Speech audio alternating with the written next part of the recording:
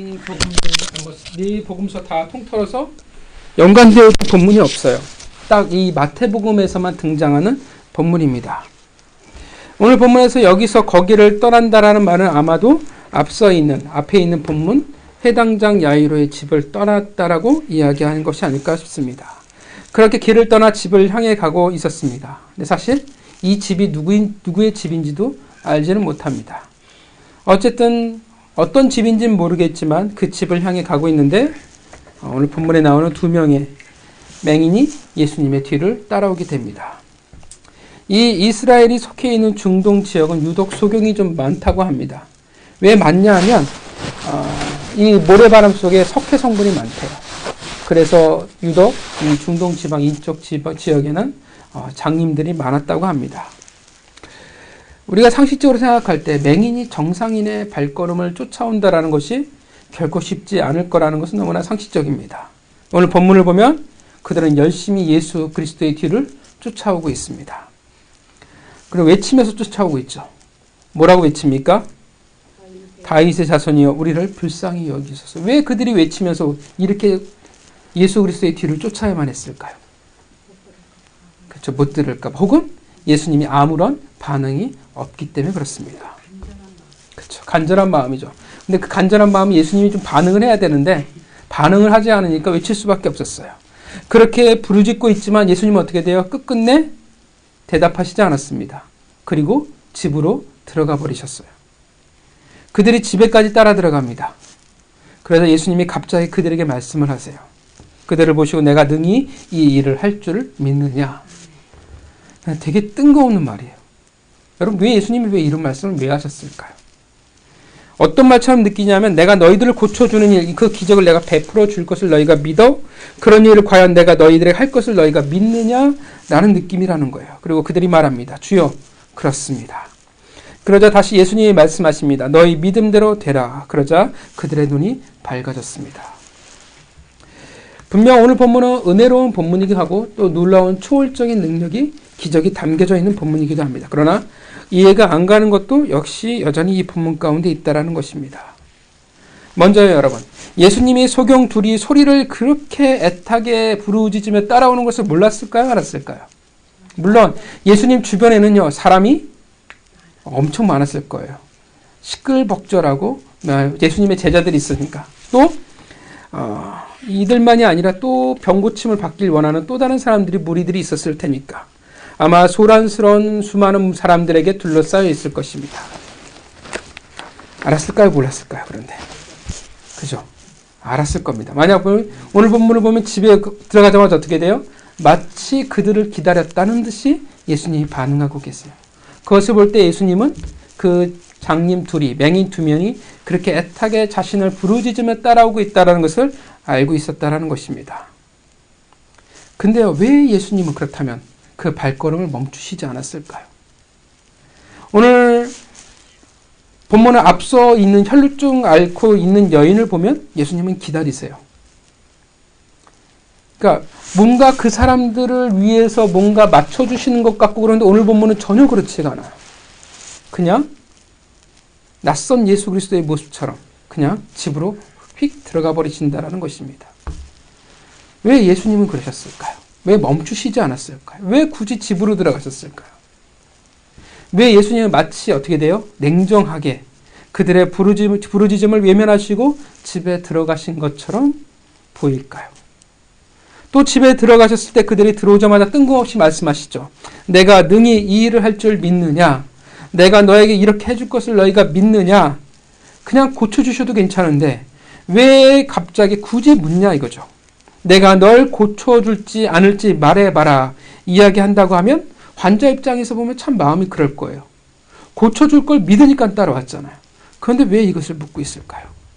그리고 또 하나의 뜬금없음은 뭐냐면 너희 믿음대로 되라고 말씀하신다라는 거예요. 앞에 본문에 환자들을 치료할 때 뭐라고 하냐면 네 믿음이 너를 구원하였다라고 말씀하시면 되는데 그냥 네 믿음대로 될 거야 라고 말하면 뭔가 뒤끝이는 것 같잖아요. 어떤 느낌이냐면 너희가 믿음이 있으면 나을 거고 너희가 믿음이 없으면 낫지 않을 거야. 내 잘못이 아니야. 이건 너희 책임이야 라고 말씀하시는 것 같다라는 것입니다. 그러니까 막상 진짜 예수 그리스도의 그 말씀만 따놓고 보면 진짜 치료를 해 주시겠다라고 확정을 지어주는 건지 아닌지 약간 좀 찜찜하게 예수님이 지금 말씀하고 있다라는 것입니다. 그러니까 오늘 본문은 사뭇 달라요. 분위기가 다른 게 자상하고 부드럽고 안타까움을 그런 영혼에 대한 안타까움들을 가지신 예수님의 모습이 오늘 본문에서는 다른 모습과 좀 다르게 보이고 있다라는 것입니다. 왜 예수님께서 이렇게 두 맹인들을 대하고 있을까요? 왜 그럴까요? 먼저 왜 예수님은 두 맹인이 힘겹게 그의 뒤를 쫓고 있는데 분명 간절한 마음으로 다윗의 자손이라고 외치며 따라오고 있는데 왜 그것을 그냥 무시해 버리셨을까요? 마치 일부러 집까지 이끌어 가고 있는 것처럼 보이는데 왜 그렇게 행하셨을까요? 보통은 어떻게 해요? 예수님이 그냥 치유해 주잖아요. 그 자리에서. 근데 분명 오늘 본문은 다르다라는 거예요. 본문은 분명 그들을 마치 어떻게 하냐면 느낌이 뭐냐면 집까지 일부러 오게 만든 것처럼 집에서 기다리고 있는 것처럼 오늘 본문이 보이고 있다라는 것입니다. 왜요? 왜 그래요? 본문을 보면 알려지지 말아야 할 것이 일이 있기 때문에 그렇습니다. 30절을 볼까요? 30절 읽겠습니다. 시작. 그들이 밝아지자 예수께서 엄히 경고하시되 삼가 아무에게도 알리지 말라 하셨으나. 자, 30절에 뭘 말하고 있냐면 어떻게 돼요? 아무 말을 하지 말아야 한다라는 것이 나와요. 자, 그렇다면 어떤 의미냐면 왜 집까지 일부러 오게 했냐면 아무도 알지 않게 하기 위함이라는 것입니다. 이해가 가시죠? 무엇을 알지 않기 위함? 고친 거? 또 뭘까요? 고친 것보다 더 중요한 게 있어요. 뭘까요? 그쵸. 다윗의 자손이에요. 두 맹인의 고백이죠. 부르짖음이었습니다. 뭐라고 예수님을 향해 부르짖었습니까? 다윗의 자손. 이 다윗의 자손이란 표현과 30절 상가 아무에게도 알리지 않기를 원하고 계셨다라는 것들이 어떻게 돼요? 연결되어지는 거예요. 예수님이 기적을 베푸신 사건들 중에 다 그런 건 아닌데 유독 몇몇에 관해서는 침묵하기를 원하시는 본문들이 있습니다. 오늘 본문은 이 다윗의 자손이라는 것은 두 맹인의 부르짖음과 고백이었습니다. 다윗의 자손. 여러분들이 잘 아시지만 다윗의 자손이라는 표현은 그저 출신 성분을 말하고 있는 것은 결코 아닙니다. 다윗의 자손이라는 표현은 그 당시 유대인들에게 있어서는 누구의 자손이라는 표현이 아니라 누구를 상징하는 말이에요? 메시아를 상징하는 의미이기 때문에 그렇습니다. 이스라엘 백성이 성경에 약속된 메시아를 부를 때 사용하는 독특한 표현 방법이었습니다. 그러니까 아주 특별한 의미를 가지고 있는 거죠. 그들은 하나님이 보내실 메시아가 바로 다윗의 왕의 후손이요. 다윗 왕과도 같은 자라는 기대와 소망을 가지고 유대인들이 살아갔습니다. 그런 강력한 왕으로서 역사 속의 위대한 다윗 왕처럼 이 땅을 다시금 정복하고 다스리고 로마의 압제에서 벗어나는 그런 소망을 가지고 살아왔으며 그가 바로 다윗의 후손 즉 메시아일 거라는 믿음을 가지고 살아갔습니다. 그런데 이 두 수경은 그들이 그토록 오래 기다려왔던 메시아가 바로 당신 예수라고 그들이 외치고 있었다라는 것입니다. 성경에서 인간이 예수 그리스도의 메시아 되심을 드러내는 고백하는 첫 번째 경우예요. 본문에서 부각되어지는 것도 그렇고 그렇게 불리운 첫 번째라는 의미도 그렇고 그렇게 볼 때 그들은 단지 병고침 이상의 것을 오늘 본문이 말하고 있다는 것을 생각해 볼 수 있습니다. 물론 이렇게 생각해 볼 수도 있어요. 소경이요 눈이 너무나 뜨고 싶어서 예수님에게 너무나 치료를 받고 싶어서 그를 추켜 세우기 위해서 한 말 아닙니까? 라고 말할 수도 있습니다. 물론 그럴 수 있을지는 모르겠지만 그렇다면 상식적으로 더 많은 어려움들이 이들에게 생기게 됩니다. 여러분 이들은 소경이에요. 소경이 정보를 얻는 수단은 정상인과 다를 수밖에 없습니다. 우리는 많은 정보를 눈을 통해서 얻어요. 그런데 소경은 정보를 무엇을 통해서 얻을 수밖에 없냐면 귀와 촉감밖에 없어요. 그것을 통해서 정보를 얻습니다. 분명 그들이 예수님의 소문을 들었을 것입니다. 소문에 놀라운 이적이 있었겠지만 그가 다윗의 후손이라 이야기하는 것도 들었을지 모르겠지만 놀라울 정도로 그들에게 더 큰 소식은 그 당시 종교인의 대표였던 기득권층이었던 바리새인과 서기관들의 아주 큰 갈등 관계라는 것도 그들이 들었을 것입니다. 그 당시 사람들이 생각하는 예수님의 긍정적인 부분과 부정적으로 비춰지는 그 모든 부분에 대해서 그들은 귀로 들었을 것입니다. 그래도 만약에 많은 사람들이 예수님을 다윗의 자손이라고 부르는 것이 일반적이라고 하면, 또 많이들 실제로 그렇게 부른다고 하면 오늘 본문에서 그들이 그렇게 부르는 것이 이상하지 않을 것입니다. 왜냐하면 그들이 그렇게 들었을 테니까. 듣는 것으로만 아는 사람일 테니까. 그런데 말씀드렸죠? 오늘 본문의 첫 번째로 불리운 이름이에요. 그러면 그렇게 예수님에 대한 이 호칭이 일반적이지 않다라는 것을 우리에게 이야기해주고 있다는 것입니다. 그리고 쉽게 그렇게 편하게 그 당시 사회에서 불리울 수 있는 이름도 아니었어요. 왜냐하면 요한복음 9장 22절을 보면 어떤 일들이 있냐면 예수 그리스도를 메시아라 혹은 다윗의 왕 이렇게 인정하는 자들은 어떻게 하겠냐면 출교를 시키겠다는 말을 합니다. 여러분, 출교를 시킨다는 말은 어떤 의미인지 아시죠? 단지 종교를 중심으로 한 공동체에서 교회에서 내쫓았다라는 그 이상의 의미를 가지게 됩니다. 왜냐하면 그들이 살아가는 사회 모든 활동에서 고립시키겠다는 말이 되어지기 때문에 그렇습니다. 그 말은, 출교한다는 말은 더 이상 유대 사회에서 살아갈 수 없는 상태가 되어진다라는 사실 추방이죠. 추방과 같은 명령이기 때문에 그렇습니다.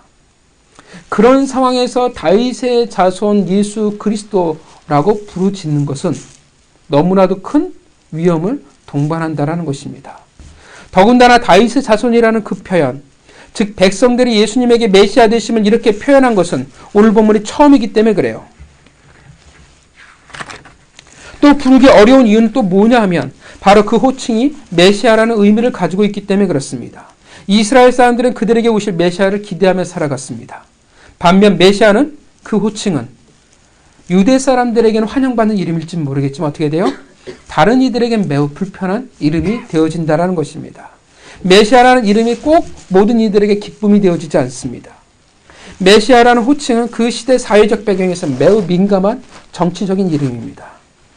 매우 정치적인 단어일 수밖에 없다라는 거예요. 왜냐하면 메시아는 유대인의 왕이기 때문에 그렇습니다. 그런데 지금 왕은 누구예요? 이 시대 누가 왕입니까? 헤롯이죠.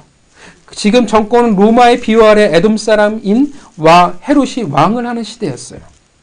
그런데 메시아라는 유대인 왕이 등장한다면 필연적으로 무슨 일이 벌어지겠습니까? 전쟁이 벌어질 수밖에 없겠죠. 그러니까 이 메시아라고 우리가 편하게 부르고 다닐 수 있는 이름은 결코 아니라는 거예요. 마치 우리가 식민지 시대 때 어떻게 돼요?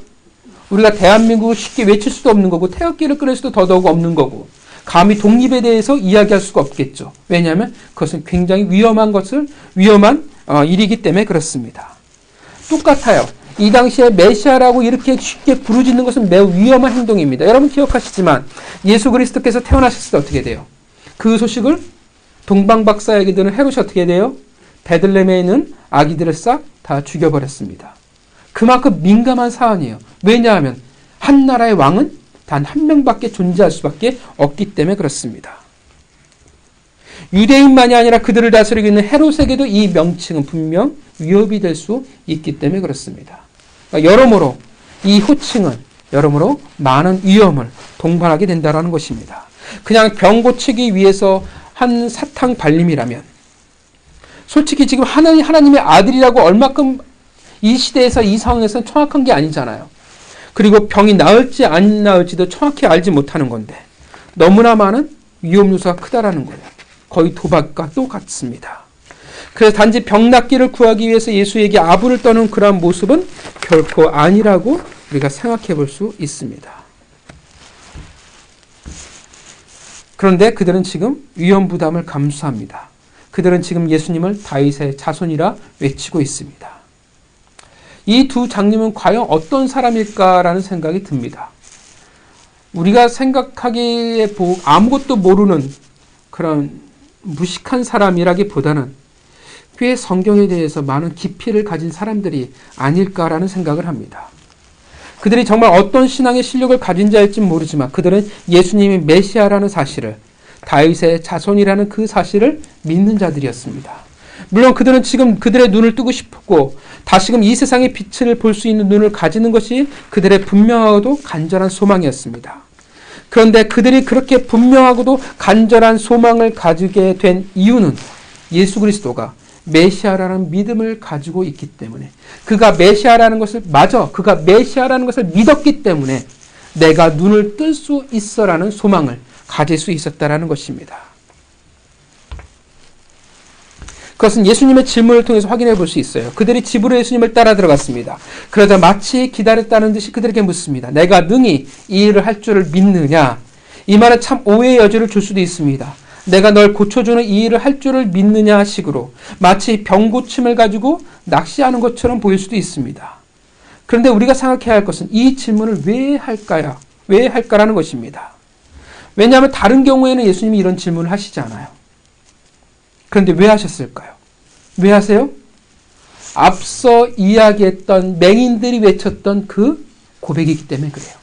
다윗의 왕, 메시아라는 그 외침 때문에 예수님이 지금 이렇게 질문하고 있는 거예요. 이 믿음에 대한 질문은, 내가 능히 이 일을 할 줄을 믿느냐라는 질문은 바로 당신은 다윗의 자손이라는 그 고백을 어떻게 돼요? 염두에 두고 지금 묻고 있는 것이에요.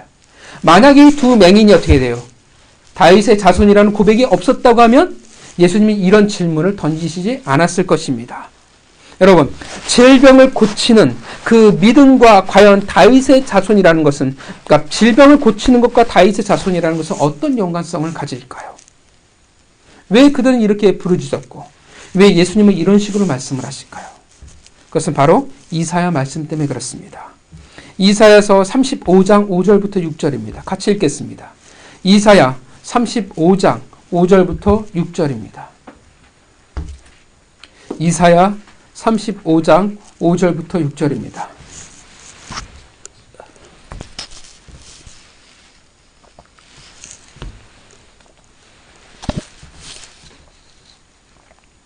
이사야 35장 5절부터 6절.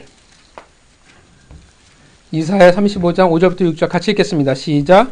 그때 맹인의 눈이 밝을 것이며 못 듣는 사람의 귀가 열릴 것이며 그때 듣는 자는 사슴같이 줄 것이며 사는 자의 혀는 노래하리니 이는 광야에서 물이 솟겠고 사막에서 시내가 흐를 것입니다. 이사야 42장 18절 제가 읽겠습니다. 너희 못 듣는 자들아 들으라. 너희 맹인들아 밝히 보라. 무엇을 말해줘요? 벙어리, 귀머거리, 장님, 안진뱅이들을 치유하는 것이 어떻게 돼요?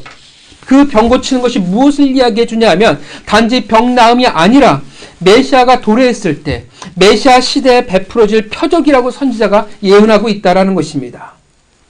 그리하여 장님이 보고 절름발이가 뛰고 귀머리가 듣고 벙어리가 말하는 것이 일어나는 그 시대가 바로 어떤 시대예요? 메시아의 시대가 왔다라는 표적이라는 거예요. 그런 일들이 일어나면 어떻게 돼요? 메시아가 왔다라는 것을 말해준다라는 것입니다. 메시아 시대가 임했다라는 표적이에요. 그래서 침례 요한이 물었을 때 예수님은 이것으로 그 답을 해주셨습니다. 그래서 예수님의 기적을 보면 유독 소경과 귀머거리, 벙어리, 안진뱅이들이 나옵니다. 오늘 본문도 마찬가지예요. 앞을 못 보는 두 사람이 나와요.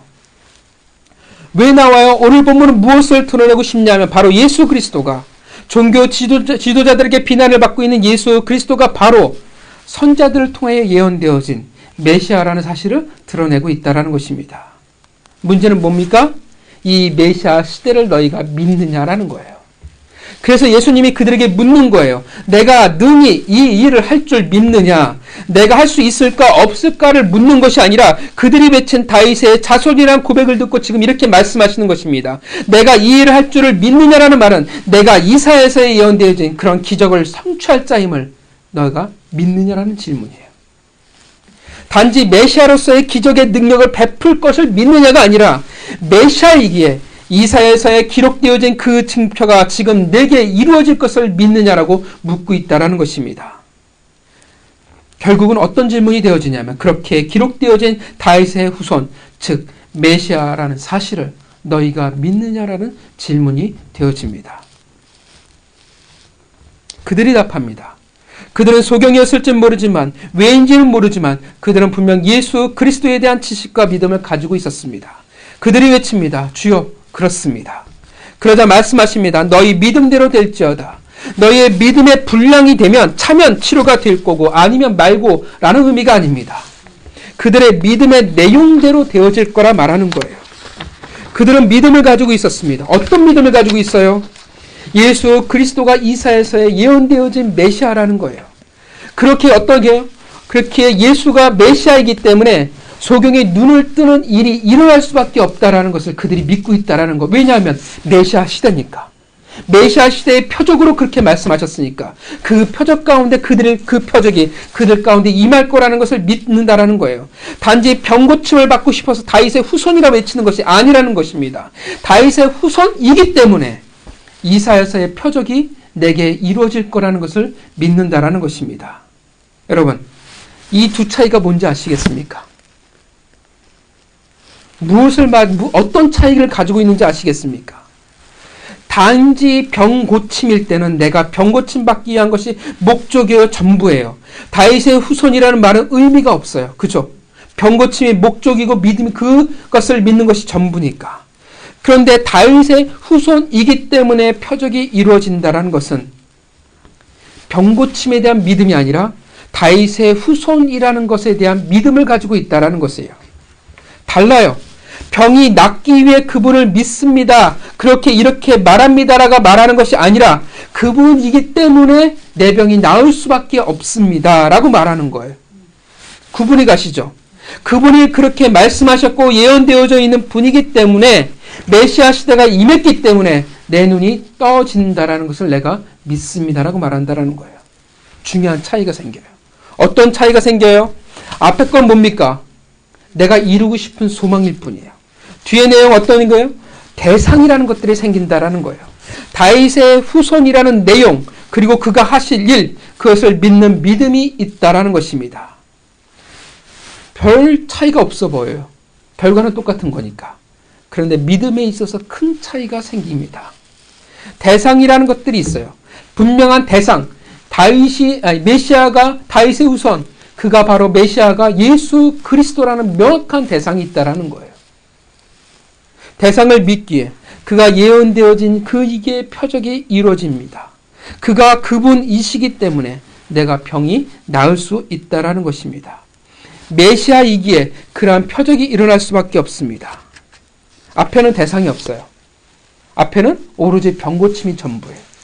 근데 뒤에 두 맹인의 고백은 대상인식이라는, 대상에 대한 인식이라는 것들이 있어요. 예수 그리스도가 메시아입니다. 라는 분명한 대상이 있어요. 그러니까 뭐 차이냐면 앞에는 병고침이 목적이 먼저예요. 여기는 예수 그리스도가 먼저예요. 예수 그리스도가 메시아이기 때문에 필연적으로 따라올 수밖에 없는 결과가 병고침이라는 거예요. 이해가십니까? 대상이 있어요. 대상이라는 인식이 생겼다는 말은 뭐냐면 관계라는 말이 되어집니다. 그 관계라는 말이 되어지면 뭐로 생기냐, 뭐와 동일한 말이 되어지냐면 믿음이라는 말과 동일한 말이 되어집니다. 믿음이라는 말은 관계라는 것을 떠나서 성립할 수 없는 용어입니다. 믿음은 철저히 관계의 용어입니다. 우리가 살아가는 이 사회 속에서만 중요한 것이 아니라 하나님과 우리 사이에서도 믿음이라는 것이 굉장히 중요합니다. 그 믿음에 따라 우리는 하나님과의 관계를 만들어가게 될 것입니다. 믿음이라는 것이 그래서 너무나 중요하기 때문에 하나님은 성경의 수많은 인물들을 통해서 다양한 방법을 통해서 믿음이라는 것, 믿는다라는 것에 대해서 가르쳐 오셨습니다. 문제는 뭐냐 하면 우리가 그 믿음이라는 것을 잘 알지 못하고 알려고 하지 않는다라는 거예요. 그래서 그 믿음에 따라 어떤 관계, 어떤 대상인지를 말해주는데 우리는 우리의 믿음이 정말 하나님과의 사귐을 말해줄 수 있는 그런 관계임을 말해줄 수 있는 믿음이어야 되는데 우리는 그러지 못한다라는 것입니다. 믿음이라는 것은 단지 내가 무언가를 이루기 위한 강렬한 소망이 아니라는 거예요. 근데 우리의 믿음이 이렇게 전절되어져 가지고 내가 이루고 싶은 것이 이루어질 줄 믿습니다라고 간다라는 거예요. 그런 개념의 믿음이 아니라는 거예요. 믿음이라는 것은 수단이 아니라 관계의 용어입니다. 하나님과의 관계를 만들어 나가는 말이에요. 그래서 뭐가 중요하냐면 대상의 인식이라는 게 중요하다라는 거예요. 그래서 말씀하십니다. 내 믿음대로 될지어다. 왜냐하면 이들은 정확한 대상에 대한 인식이 있어요. 그들은 믿어요. 누구를 믿냐 하면 다윗의 자손을 믿습니다. 그렇게 소경이 안전뱅이들이 귀머거리들이 새로운 삶을 살아가게 될 새로운 존재가 되게 할 분이심을 그들은 지금 믿고 있다라는 것입니다. 그 믿음대로 되게 될 것이기 때문에 예수님이 말씀하고 있는 것입니다. 그는 이제 복이 될 거예요. 왜냐하면 그는 진짜 믿음을 가지고 있기 때문에 그렇습니다. 단지 병이 나을 거라는 믿음이 아니라 다윗의 후손이라는 메시아라는 믿음을 그거는 가지고 있었기 때문에 그렇습니다. 우리의 믿음은 어떤 믿음을 가지고 살아가고 있을까요? 우리는 너무나 많은 실수는 우리의 믿음을 우리의 수단으로 삼아버린다는 것입니다.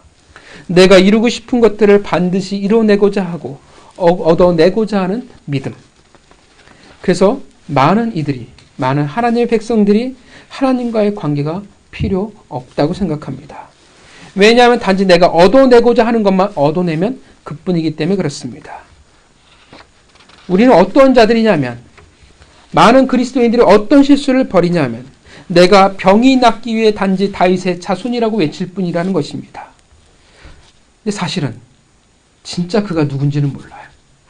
그냥 병이 낫기 위해서 다윗의 자손이라고 이야기했을 뿐이지 사실은 그 대상이 예수가 어떤 분인지는 사실은 모른다라는 것입니다. 그냥 마음에 들어야 되니까 어떻게든지 내 소리를 들어야 되니까 그냥 소리 높여 외칠 뿐이라는 것입니다. 어떤 인격적인 관계가 필요 없습니다. 단지 내가 눈을 뜨면 그만일 뿐입니다.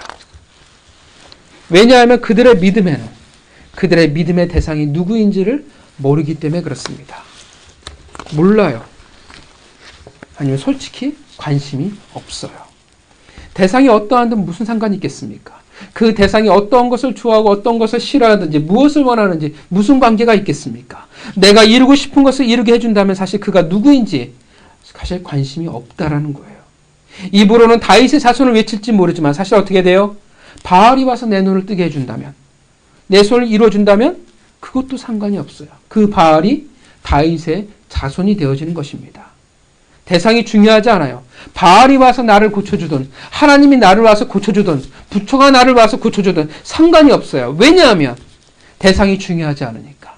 내가 이루고 싶은 것을 이루면 되니까. 내가 눈을 뜨고 싶고 다시 듣고 다시 말하고 싶은 것에 그것이 전부이기 때문에 그렇다라는 것입니다. 소경은 알았는데 그들이 외치고 고백하고 믿는 그 분이 누구이신지를 그들의 믿음에는 그들이 믿는 분이 누구인지를 아는 분명한 대상과 믿음이 있었는데 그렇게 그분이 하실 일이 무엇인지도 알았는데 그래서 담대히 고백하며 나아갈 수 있었는데 오늘날 많은 그리스도인들은 그것을 알지 못한 채 소경으로 귀머거리로 벙어리로 살아가고 있다는 것입니다. 몰라요. 관심이 없어요. 내가 믿는 믿음의 대상에 대해서. 알아야 한다는데 알아야 그 대상의 내용을 알 수 있는 것인데 그래야 인격적인 관계를 맺어나갈 수 있는데 불행히도 하나님이 어떤 분인지 도통 관심이 없다라는 것입니다. 하나님이 무엇을 말씀하시는지 말든지 관심이 없어요. 하나님이 지금 내게 무엇을 하기를 원하시는지 무엇을 믿기를 원하시는지 관심이 없다라는 거예요. 하나님 안에 담겨진 그 내용이 궁금하지 않습니다. 알려고 하지 않아요. 그래서 모르니까 당연히 그분이 원하시는 대로 말할 수도 없고 살아갈 수도 없습니다. 어떻게 모르는데 그 내용에 맞게 구할 수 있으며 모르는데 그 대상을 알아가며 어떻게 살아갈 수 있겠습니까? 결국 어떤 삶으로 흘러갈 수밖에 없냐 하면 내가 무엇을 가질 수 있느냐 없느냐의 싸움으로 갈 수밖에 없다라는 것입니다. 우리의 싸움은 어떤 싸움으로 가야 되냐면 내가 얼마만큼 가질 수 있냐 없냐가 아니라 얼마만큼 내가 알 수 있느냐 그리고 내가 그것 따라 얼마만큼 믿을 수 있느냐가 우리의 믿음의 선한 싸움이 되어야 하는 것입니다. 근데 모르니까 관심이 없으니까 내가 원하는 것을 얼만큼 성취할 수 있느냐가 믿음의 잣대가 되어져 버리고 맙니다. 하나님이 원하는 게 아니라 내가 원하는 것을 이룬 것이 곧 위대한 믿음의 내용이 되어져 버립니다. 내가 얼마나 그 믿음의 대상에 담겨진 내용대로 살아가느냐, 내가 얼마나 하나님의 원하시는 것을 알고 이루어 나가느냐에 대해서는 관심이 없다라는 거예요. 그래서 기독교가 오늘 망해가고 있습니다. 믿음의 대상을 생각 안 하니까 믿음이라는 그 이름으로 내가 이룰 것만을 내가 꿈꾸고 믿으니까. 우리가 대상을 정말 안다면 어떻게 되어지겠습니까? 그 대상과 정말 관계를 맺으며 살아가길 원한다면 그 대상에 맞게 맞춰가며 살아갈 수밖에 없습니다. 특히 그 대상이라는 것이 나의 주인이요, 나의 아버지요, 나의 왕이요, 나의 하나님이잖아요. 그렇다면 당연히 우리는 그 말씀에, 그 대상에 원하는 대로 순종하며 살아갈 수밖에 없는 것입니다. 주인이 원하는 종으로 살아가는 것이고, 아버지에게 사랑받는 자녀로 살아가는 것이고, 하나님에게 기뻐하심을 입은 피조물로 살아가는 것이 너무나 마땅한 것입니다. 믿음은 바로 그 관계를 말해주는 거예요. 근데 상관이 없어요. 대상을 모르니까. 하나님이라는 대상이 마을 입구에 세워져 있는 장승과도 같다라는 것입니다. 그 정도의 대상으로밖에 하나님을 인식하지를 못한다라는 것입니다. 그게 기복주의잖아요. 오늘날 대부분 이 기독교의 신앙을 차지하고 있는 기복주의. 그 정도로 아니까 그 정도의 관계를 맺으며 그 정도로 살아갑니다. 대상이 없는 사실은 믿음이라고 말할 수밖에 없습니다. 그래서 하나님의 백성이라고 이야기하지만 믿음이 없어요. 왜냐하면 대상을 모르니까. 아는 게 없는데 어떻게 믿을 수 있고 어떻게 믿음대로 살아갈 수 있겠습니까? 그래서 세상에 복속되어서 버리고 맙니다. 기독교가 아니라 세상의 한 종교로 전락해버리고 만다라는 것입니다. 원하는 것이 있다면 수단과 방법을 가리지 않고 살아갑니다. 직분도 상관없어요. 목사가 되든 장로가 되든 불법으로 빼앗는 것이 전부가 되어져 버리고 맙니다. 왜냐하면 내가 얻고 싶은 것, 가지고 싶은 것이 내 믿음의 대상이 되어져 버리기 때문에 그렇습니다. 하나님의 방법이 아니라 이 세상의 방법대로라도 얼마든지 상관이 없습니다. 왜냐하면 더 많은 것을 가지는 것이 신앙의 척도로 생각하기 때문에 그렇습니다. 그렇게 교회도 하나님의 방법이 아니라 세상의 방법으로 세워나가는 것도 상관이 없다라고 생각합니다. 소원이 믿음의 대상이 되어버렸기 때문에 그렇습니다. 그래서 내가 원하는 것을 얻을 수 있다면 다시금 예수 그리스도를 십자가에 못 박아도 사실은 상관이 없습니다. 바로 그들이 하나님의 택한 백성 유대인들이었습니다. 여러분, 그들의 믿음의 내용, 그 대상은 무엇이었습니까? 물론 그들은 말합니다. 만군의 여호와 하나님입니다. 그러나 사실은 그들이 무엇을 꿈꿨습니까? 이 땅을, 로마를 정복하는 위대한 정치적 군사적인 왕을 그들은 꿈꿨습니다. 그들을 다시금 잘 살게 해줄, 그들을 영광 중에 빛나게 할 메시아가 그들의 믿음의 대상이었습니다. 그래서 그들은 예수 그리스도를 십자가에 못 박아 버렸습니다. 왜냐하면 예수 그리스도는 그들의 믿음의 대상이 아니었기 때문에 그렇습니다. 결국 그들의 믿음이라는 것은 결국 그들이 이루고 싶은 이 세상의 소원이었을 뿐입니다. 그 소원을 믿는 마음이요, 그 소원을 이루고 싶은 염원이었을 뿐입니다. 세속적 메시아에 대한 믿음을 가지고 있었기에, 그것이 전부였기에 구원의 메시아를 그들은 받아들일 수가 없었습니다. 그래서 예수님이 집으로 들어가 버린 거예요. 왜 소경들이 외치는데 집으로 들어가셨습니까? 30절에 왜 삼가 아무에게도 말하지 말라고 말하십니까? 자꾸 그들이 표적에 집중하기 때문에 그렇습니다. 그것이 그들의 믿음이 되어져 버리니까 예수 그리스도라는 대상이 아니라 그들의 소원을 이루어줄 수단으로 삼아버리기 때문에 그렇습니다. 그들이 믿는 믿음이 무엇인지 그 대상을 도저히 보려고 하지 않기 때문에 그렇습니다. 믿음의 대상을 잃어버리고 그 내용을 잃어버릴까봐 단지 신앙을, 믿음을 알라딘의 램프처럼 생각해버리니까. 그런 유대인들이 결국 어떻게 되었는지 아십니까? 9장 34절. 바리새인들은 이르되 그가 귀신의 왕을 의지하여 귀신을 쫓아낸다 하더라. 믿음의 대상을 모르는 자들의 결국 고백이에요. 놀라운 이적이었잖아요. 귀신을 쫓아냈어요. 병든 자들을 낳았어요. 이사야서에서 말씀하신 다윗의 자손의 성취였어요. 이사야가 이야기했잖아요. 이러한 일들이 일어나면 그 시대가 바로 메시아의 시대라고 이야기를 했는데 그 표적으로 말미암아 알게 될 거라 이미 이사야가 이야기했는데 새로운 삶이 시작되어진 것을 그들이 분명 그들의 눈으로 보았는데 그들은 소경과 같이 고백할 수 없었습니다. 왜냐하면 그들은 믿음의 대상이 누구인지 모르기 때문에 그렇습니다. 그들이 믿고 있는 그분이 누구인지를 그들은 사실 몰랐기 때문에 그렇습니다. 그래서 고백 못해요. 오히려 소경이 고백합니다. 눈을 뜬 사람들은 모르는데 소경이 제일 먼저 그를 알아보고 다윗의 왕, 다윗의 자손이요 고백하고 있다라는 것입니다. 바리새인들이 성경을 몰라서요? 아니요. 그들은 성경에 대한 넘치도록 지식을 가지고 있는 자였습니다. 제가 감히 바리새인들 앞에서 명함을 내밀 수 있겠습니까? 내밀 수는 없어요. 근데 성경의 본질이라고 따지면 저는 바리새인들보다 훨씬 더 제가 더 잘 압니다. 정작 그들이 믿는 그 하나님이 누구인지를, 그들은 메시아가 누구인지를 몰랐습니다. 그들은 정작 세속적 메시아의 꿈에 사로잡힌 자들이기 때문에 그렇습니다. 믿음을 가지고 있었기에 그 믿음의 대상인 하나님을 알기에 보이지 않아도 고백할 수 있습니다. 믿음을 가지고 있지 않았기에 그 믿음의 대상인 하나님을 몰랐기에 보여도 고백할 수 없었습니다. 그리고 더 나아가 대적하게 되어집니다. 믿음이 없는 자가 주실 것만을 구하는 자가 진정한 소경이라는 것입니다. 이사야 5장 51장 10절에 이렇게 말합니다. 이스라엘의 파수꾼들은 맹인이요 다 무지하며 벙어리 개들이라 짖지 못하며 다 꿈꾸는 자들이요 누워있는 자들이요 잠자기를 좋아하는 자들이니. 참 놀랍죠? 이사야를 통해서 이미 먼 훗날에 이루어질 이 세상을 하나님이 그를 통해서 예언하게 하십니다. 사랑하는 성도 여러분, 여러분들은 어떤 믿음을 가지고 계십니까? 여러분의 소원을 이루고 싶은 믿음이십니까? 아니면 그 대상을 통한 믿음이십니까?